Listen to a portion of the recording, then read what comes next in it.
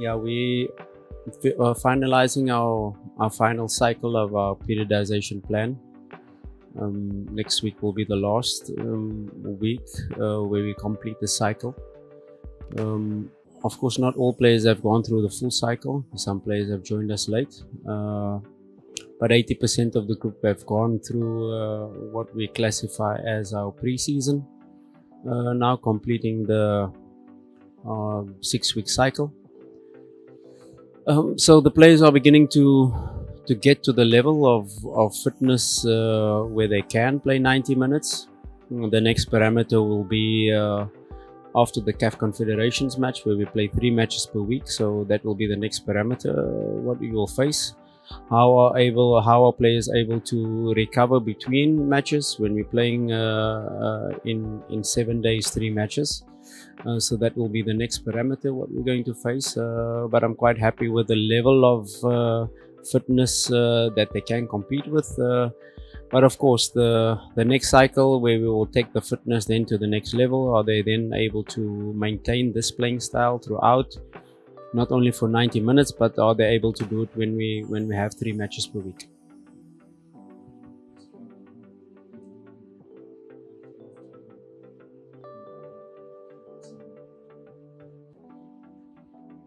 Yeah, we've introduced new concepts into the team, the defense line. If you start from there, how they can have this communication with the goalkeeper, how when we are attacking, can we keep our lines between our defense line and our striker line quite short, quite compact, how we're able to do that. And then of course, if we have this distances optimum, then we can play more in the opponent's half, then we cannot concede so many counter attacks. And I think the details in relation to the defense line, the goalkeeper line, it's improving. And then of course the midfield line and the connection between the midfield line and the attackers, we're working on those connections. Are we able to play these passes that is not more than 15-meter passes, that we're able to play these connection passes? Then of course our relation to that is what we do when we lose possession of the ball. So the team is coming together. Our distances in possession is improving. It's not yet optimum, but that will come with more matches. And then of course the fluidity in attack. Are we able to then with these positioning that we want to create when we have possession, are we then able to create more and more scoring chances on target? That is what you want as a coach. With more shots on target, you get more goals. So it's a continuous process. It does not stop now. A huge improvement from the first week in pre-season to now. But it's a continuation and it's an ongoing process that won't stop right now.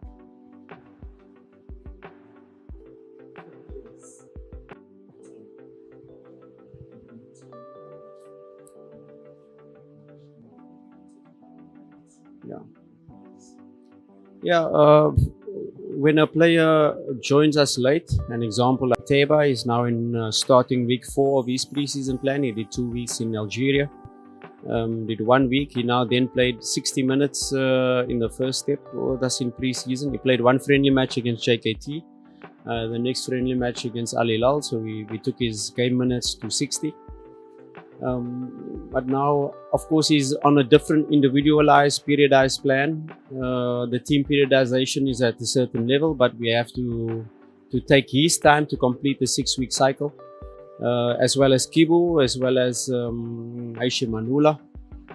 But these players are on an individual periodized plan. They won't do as much as the team, but that is normal.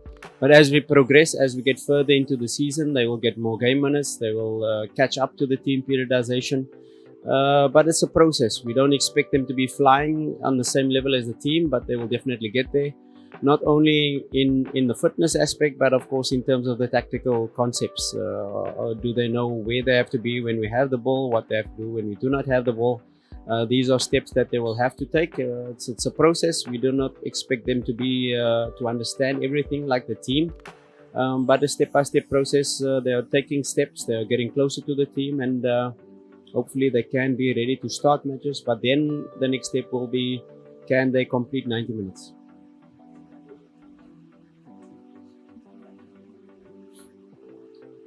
Now we're quite happy, first of all, with our defensive display. 0 shots on target in both matches against us. So the defensive display has been very good. This defensive display does not only give credit to the goalkeeper and the defense line, it gives credit to the team, because if you have a good offensive game, that means you can play in the opponent's half. That means you don't allow them to get back to your defense line, to get into your box, to get into your final defensive third. So a team effort in relation to not conceding shots against us in both matches, and of course scoring 7 goals. Satisfied, but the timing of the goals has to improve. In the second match we scored 2 before halftime, which is a good thing, but you challenge the team, and that is our challenge, to be able to score the second and third goal early in the match, especially with the opportunities that we are creating. So that's the next challenge. Of course, our next match is away. So of course in the league we'll face a different challenge to us, but we'll be ready when we face that.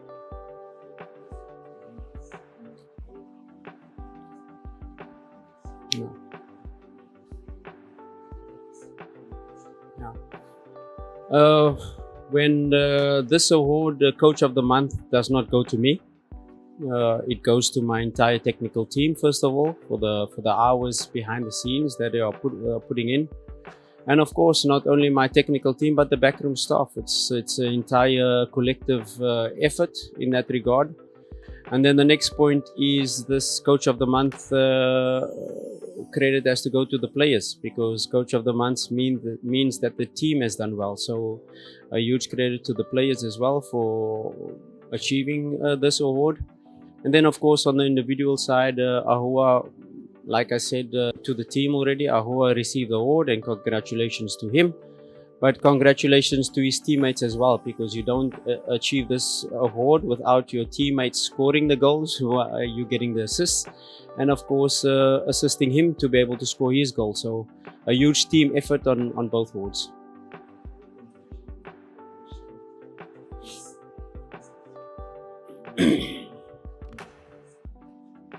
Now we face a very tough match against Al Ahly Tripoli.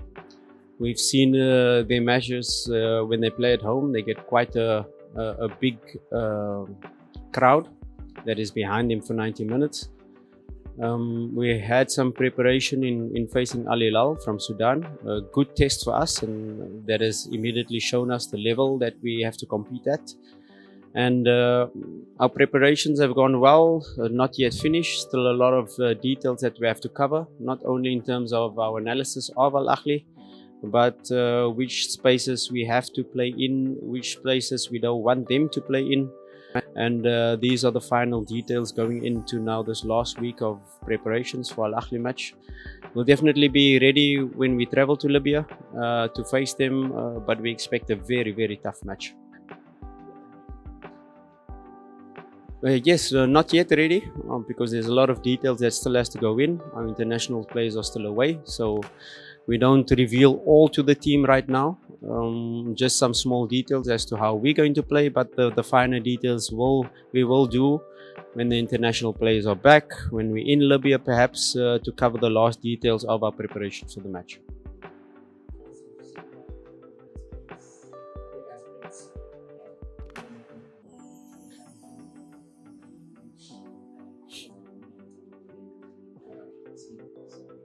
The Tanzanian people, first of all, has been very welcoming since our arrival in Tanzania, and a huge feeling of appreciation that we've had as a technical staff coming from a different country, and then on a more personal note, the Simba fans, they have been absolutely fantastic since we've in every match we've played. In the painful defeat in the Community Shield, they were behind us, they were pushing us, they gave us words of encouragement, and that words of encouragement not only to the technical team but to the new players, that has been absolutely fantastic, and we encourage our fans to continue in this way. If they are behind us, they know that we'll give 100% in each and every match to win, to bring the smiles back on their faces, but that is a two-way. We feel the love, we feel the support that they've given us, and we'll take that extra 12th man in each match we play, knowing that they're behind us, and we'll do our best to make them happy. Simba Nguvu Moja.